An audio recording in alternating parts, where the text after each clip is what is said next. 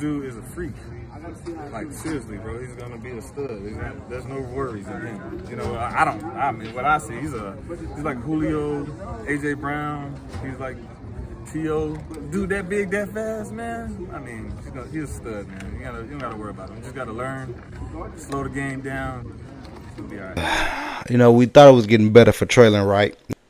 I mean, even the head coach, he said something good. You know, said he was up to speed. You know, I think hit the fastest miles per hour mark. But then he goes and says this. He's going to have to contribute. You know, you only get so many hats on game day, and if he's one of those guys on game day, we're going to have to find a place for him because those special teams guys like him should be great special teams players on top of it, just because of his size and speed. And so the gunner thing is something I think he's very capable of doing. There might be some more roles for him in the other phases as well. But yeah, anytime you're not the full-time starter, you're going to have to contribute somewhere on game day. And I think Trey's attitude and approach to special teams has been fantastic. And so I'm excited to see what he could do for him. I think he's an asset on special teams. It's not looking too hot for Treylon Burks. But we're fans here on this channel. We absolutely are, because he's from my hometown, as I always say. Good buddy of mine, like a little brother. So we ain't giving up on him. We hope Tennessee don't. But let's jump into the topic a little bit, and let's dive deep and see what needs to go right for Treylon in order for him to show the critics, you know, that they're wrong.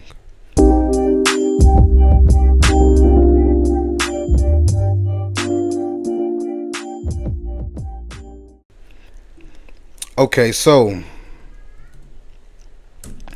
Treylon Burks is in his third year coming up.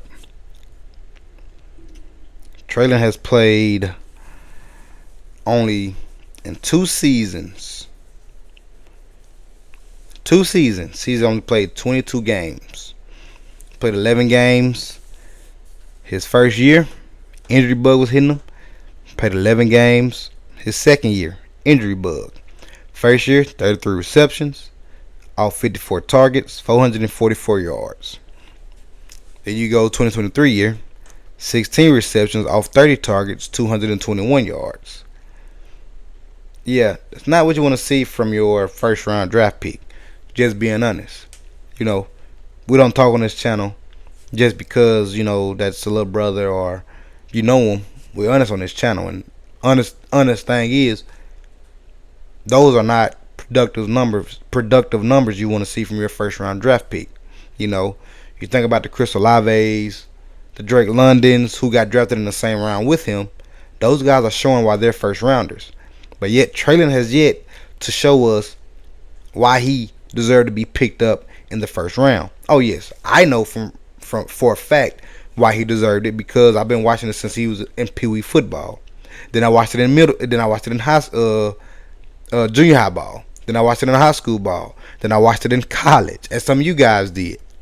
I understand what he can do, but it's just injuries has honed him from showing y'all what he can do. I believe in him.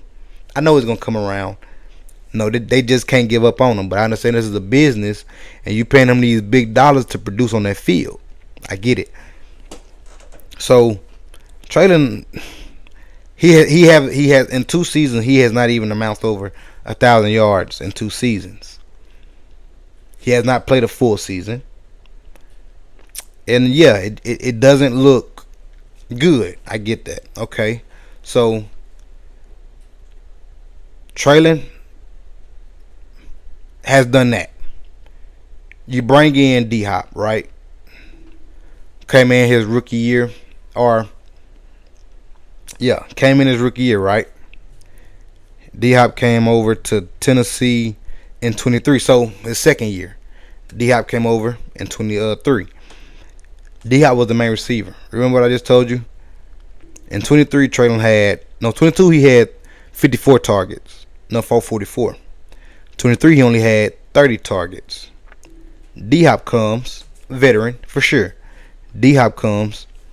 He has off rip 137 targets, 75 receptions for 1,057 yards. We see who was the go-to guy, and I get it. Treylon wasn't there all the games. Treylon went there. And then D-Hop is your vet. Why not trust your vet? I get that. Alright. So D-Hop's the vet. Got it. Then you go and you get Calvin Ridley, who's been in the league himself. 6 years counting the year he was out. So I guess you could say 5 years. Jacksonville last season had 136 targets, 76 receptions for 1,016 yards, 8 touchdowns, 59 was his longest. Okay, so D-Hop last year, 137. Calvin Ridley last year, 136. Then they go over and they bring home Tyler Boyd. 98 targets, 67 receptions for 667 yards, 2 TDs with the team that had Jamar Chase and T. Higgins. Still was able to put up 667 yards. He's been in the league since 2016. So he's also a vet. They bring over 3 veterans. 3 vets. Okay? 3 vets. And that's what I'm here to talk about. What does Treylon have to do in order to get some playing time? Because as you've seen his head coach say, right now Treylon is with the Gunners to try to make sure that he can make that roster on the traveling team. Make sure that he's one of those hats that's dressing out to go play on Sunday nights, Monday nights, Thursday nights. So Treylon is going to have to show that he can stay healthy. Number one. Okay? Because truth be told, this head coach didn't draft Treylon. So is he really losing much if he trades Treylon? No, not really. This ain't the guy that I drafted. This variables guy. So is he losing anything if he trades Treylon? No. He's really not. I mean, you trade Treylon for what? He ain't really producing much right now. So you probably get a 3rd round pick for him. A player in a 3rd round pick for Treylon, or a little bit more. I'm not really sure. I'm just throwing numbers out there. But if you keep Treylon, because you got these guys like Boyd, like Ridley, he has a wow. Only one who's probably really on his way, who's really close to like getting ready to shut it down would be Hopkins. Hopkins been in the league since 2013. He's on his 11th year now. And that ain't, about the only one. Ridley only been here since 18, 6 years. So he coming up on his 6th year. Like I said, he was out 2022. Then Treylon coming up on his 3rd, so that could help. D-Hop getting ready to probably start shutting it down. 11 years in the league is a long time at receiver, and been doing it as high as D-Hop has been doing it. Hopkins has had 1,000 yards every season besides 4 years. Been in the league going in 11 years. 10 years. 4 years, the only time he didn't have 1,000 yards, and his most was 1,500 with the Houston Texans. But Treylon has to show he's reliable. I watched this guy, Matt Be Great. Shout out to Matt Be Great. But, he says this thing that is true. The best ability is availability. If you're not available, I can't depend on you. And that's true. So Treylon has to show that he's reliable, he's available. He's worth that 1st round pick that the Titans used on him. Even though this head coach did not draft him, has to show it. He has to stay confident.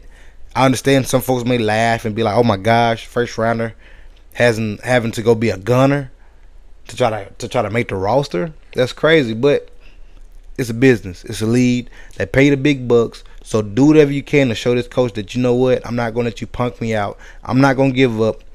I'm going to continue to play ball, and I'm going to show you that, hey, I'm here to stay. I'm worth that pick that Variables got on me. I'm not no I'm not a piece of junk. I'm not a piece of trash.